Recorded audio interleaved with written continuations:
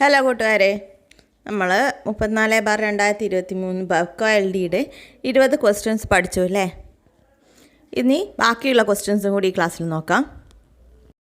മുൻപത്തെ ക്ലാസ്സുകൾ കാണാത്തവരാണെങ്കിൽ കാണുക. ബാക്കി ചോദ്യങ്ങളാണ് ഈ ക്ലാസ്സിൽ ഡിസ്കസ് ചെയ്യുന്നത്, അതിൻ്റെ കണക്റ്റഡ് ഫാക്ട്സും. ഓക്കെ, അപ്പോൾ ക്ലാസ്സിലേക്ക് വരൂ. ചോദ്യം 21. കേരള സാഹിത്യ അക്കാദമിയുടെ ഇപ്പോഴത്തെ അധ്യക്ഷൻ അല്ലെങ്കിൽ അധ്യക്ഷ ആരാണ്? കേരള സാഹിത്യ അക്കാദമിയുടെ ഇപ്പോഴത്തെ അധ്യക്ഷൻ ശ്രീ കെ സച്ചിദാനന്ദനാണ്. ശ്രദ്ധിക്കണം, കെ സച്ചിദാനന്ദനാണ്. രാജ്യത്ത് ഒരേ തരത്തിലുള്ള നഗരപാലിക സംവിധാനങ്ങൾ നടപ്പിൽ വരുത്തിയ ഭരണഘടനാ ഭേദഗതി തിരഞ്ഞെടുക്കുക. രാജ്യത്ത് ഒരേ തരത്തിലുള്ള നഗരപാലിക സംവിധാനങ്ങൾ നടപ്പിൽ വരുത്തിയ ഭരണഘടനാ ഭേദഗതി 74ാം ഭേദഗതിയാണ്. എന്താണ് 74ാം ഭേദഗതി? നോക്കാം. മുനിസിപ്പാലിറ്റി സംവിധാനങ്ങൾക്ക് ഭരണഘടനാപരമായ അംഗീകാരം ലഭിച്ചത് 74ാം ഭേദഗതി പ്രകാരമാണ്. എന്താണ്? മുനിസിപ്പാലിറ്റി സംവിധാനങ്ങൾക്ക് ഭരണഘടനാപരമായ അംഗീകാരം ലഭിച്ചത് 74ാം ഭേദഗതി പ്രകാരമാണ്. ആരാണ് 74ാം ഭേദഗതി പാർലമെൻറ്റിൽ അവതരിപ്പിച്ചത്? ആ സമയത്ത് പ്രധാനമന്ത്രിയായ PV നരസിംഹറാവു ആണ് 74ാം ഭേദഗതി പാർലമെൻറ്റിൽ അവതരിപ്പിക്കുകയും അംഗീകാരം നേടിയെടുക്കുകയും ചെയ്തത്. 1992 PV നരസിംഹറാവു 74ാം ഭേദഗതി അവതരിപ്പിച്ചത്. 1993 ജൂൺ 1 അന്നത്തെ പ്രസിഡൻ്റായ ശങ്കർ ദയാൽ ശർമ്മ 74ാം ഭേദഗതി അംഗീകരിച്ചു. അപ്പോൾ ആരാണ് 74ാം ഭേദഗതി അംഗീകരിച്ച പ്രസിഡൻ്റ് എന്ന് ചോദിച്ചാൽ ശങ്കർ ദയാൽ ശർമ്മയാണ്. എന്നാണ് നിലവിൽ വന്നത്? 1993 ജൂൺ 1. ആരായിരുന്നു പ്രധാനമന്ത്രി? PV നരസിംഹറാവു. 74ാം ഭേദഗതിയിലൂടെ ഇന്ത്യൻ ഭരണഘടനയിൽ കൂട്ടിച്ചേർത്ത ഭാഗമാണ് 9A. ഏതാണ് വർഷം? 1993. ഇനി ചോദ്യം മാറി. ചോദ്യം ഇങ്ങനെയായിരിക്കും: 74ാം ഭരണഘടനാ ഭേദഗതി പ്രകാരം ഇന്ത്യൻ ഭരണഘടനയോട് കൂട്ടിച്ചേർക്കപ്പെട്ട പട്ടിക ഏതാണെന്ന്. അത് 12ാം പട്ടികയാണ്. ഭാഗം നമ്മൾ പഠിച്ചു. ഭാഗം ഏതാണ്? 9A. ഭരണഘടനാ ഭേദഗതി പ്രകാരം 74ാം ഭരണഘടനാ ഭേദഗതി പ്രകാരം കൂട്ടിച്ചേർക്കപ്പെട്ട പട്ടിക നമുക്കറിയായിരുന്നു. നിലവിൽ വന്നപ്പോൾ കോൺസ്റ്റിറ്റ്യൂഷൻ നിലവിൽ വന്നപ്പോൾ 8 പട്ടിക ഉണ്ടായിരുന്നുള്ളൂ. അവസാനത്തെ പട്ടികയായ 12 കൂട്ടിച്ചേർക്കപ്പെട്ടത് 74ാം ഭേദഗതി പ്രകാരമാണ്.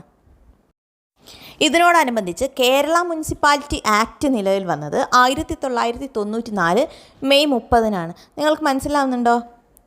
മനസ്സിലായെങ്കിൽ പറയൂ, ഏത് ഭാഗമാണ് 74ാം ഭേദഗതി പ്രകാരം ഭരണഘടനയോട് കൂട്ടിച്ചേർത്തതെന്ന് കമൻറ്റ് ബോക്സിൽ പറയൂ. ചോദ്യം ഉത്തരവും എഴുതി നോക്കൂ, ഓർമ്മ നിൽക്കാൻ സഹായിക്കും. അടുത്ത ചോദ്യം 23. സംസ്ഥാനത്തിൻ്റെ ഗവൺമെൻറ് ഓഫീസുകളിലെ അഴിമതിയെക്കുറിച്ച് അന്വേഷിക്കുന്നതിന് സ്ഥാപിക്കപ്പെട്ട ഏജൻസി ഏതാണ്? സംസ്ഥാനത്തിൻ്റെ ഗവൺമെൻറ് ഓഫീസുകളിലെ അഴിമതിയെക്കുറിച്ച് അന്വേഷിക്കുന്നതിനായി സ്ഥാപിക്കപ്പെട്ട ഏജൻസിയാണ് സംസ്ഥാന വിജിലൻസ് കമ്മീഷൻ. നമുക്കിവിടെ എപ്പോഴും PSC ചോദിക്കുന്ന സെൻട്രൽ വിജിലൻസ് കമ്മീഷനെ പറ്റി കുറച്ച് പോയിൻറ്റ്സ് നോക്കാം.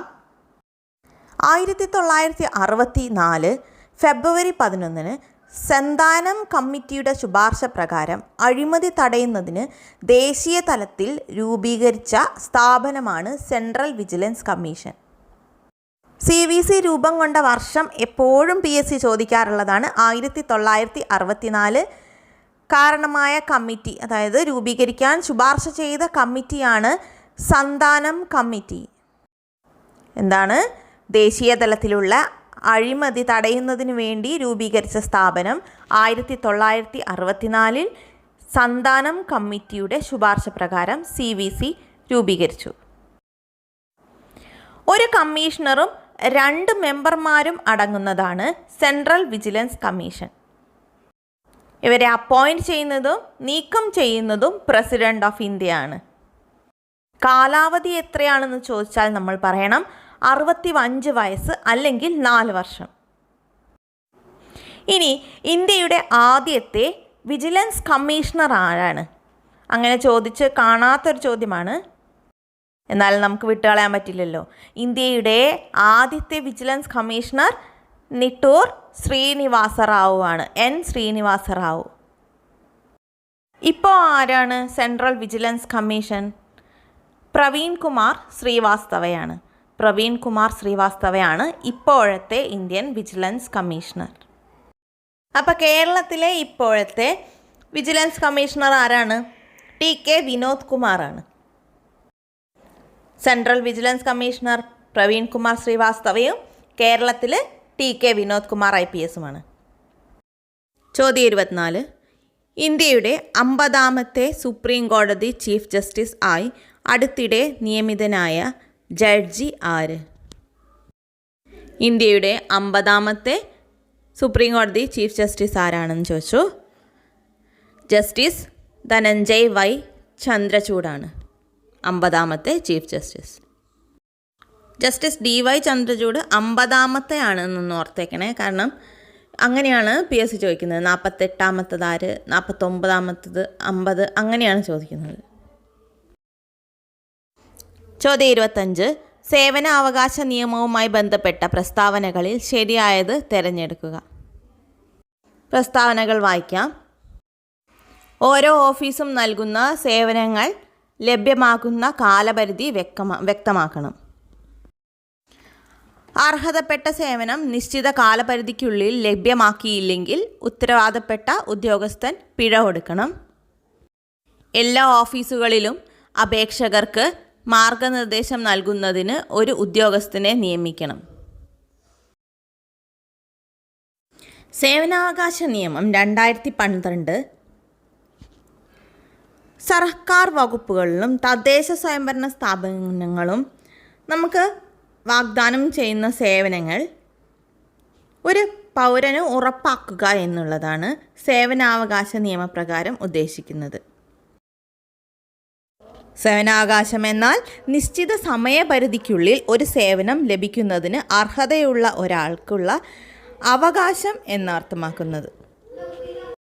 ഇനി 2 ഇമ്പോർട്ടൻറ്റ് പോയിൻറ്റ്സ് ആണ്. സേവനാവകാശ നിയമം നടപ്പിലാക്കുന്ന 55ാമത്തെ രാജ്യമാണ് ഇന്ത്യ. എത്രാമത്തെ രാജ്യമാണ്? 55ാമത്തെ രാജ്യമാണ് ഇന്ത്യ. ഇന്ത്യയിൽ സേവനാവകാശ നിയമം നടപ്പിലാക്കുന്ന ആദ്യത്തെ സംസ്ഥാനം മധ്യപ്രദേശും 2ാമത് ബീഹാറുമാണ്. എന്താണ് പറഞ്ഞത്? സേവനാവകാശ നിയമം നടപ്പിലാക്കുന്ന 55ാമത്തെ രാജ്യമാണ് ഇന്ത്യ. ഇന്ത്യയിൽ ആദ്യമായി നടപ്പിലാക്കിയത് മധ്യപ്രദേശ്, പിന്നീട് ബീഹാർ. ക്വസ്റ്റ്യനിൽ എന്താണ്? ഓരോ ഓഫീസും നൽകുന്ന സേവനങ്ങൾ ലഭ്യമാകുന്ന കാലപരിധി വ്യക്തമാക്കണം. അർഹതപ്പെട്ട സേവനം നിശ്ചിത കാലപരിധിക്കുള്ളിൽ ലഭ്യമാക്കിയില്ലെങ്കിൽ ഉത്തരവാദിത്തപ്പെട്ട ഉദ്യോഗസ്ഥൻ പിഴ കൊടുക്കണം. മാത്രമല്ല എല്ലാ ഓഫീസുകളിലും അപേക്ഷകർക്ക് മാർഗനിർദ്ദേശം നൽകുന്നതിന് ഒരു ഉദ്യോഗസ്ഥനെ നിയമിക്കണം. ഈ എല്ലാ പ്രസ്താവനകളും ശരിയാണ്. ഇതും കൂടി ചേർത്ത് മറ്റ് പോയിൻറ്റ്സുകളും ചേർത്ത് ഓർത്ത് വയ്ക്കൂ. കൂട്ടുകാരെ, നമ്മൾ ഇന്ന് പഠിച്ചത് വെബ്കോ LDയിലെ മറ്റ് 5 ചോദ്യങ്ങളാണ്. ഇത് ക്വസ്റ്റ്യൻ പേപ്പർ തീർന്നിട്ടില്ല. വീണ്ടും അടുത്ത ക്ലാസ്സിൽ ക്വസ്റ്റ്യൻസും കണക്റ്റഡ് ഫാക്ട്സും ഡിസ്കസ് ചെയ്യുക. ഓക്കെ, അപ്പോൾ എല്ലാവരും സന്തോഷത്തോടു കൂടി പഠിക്കുക. അടുത്ത ക്ലാസ്സിൽ കാണാം.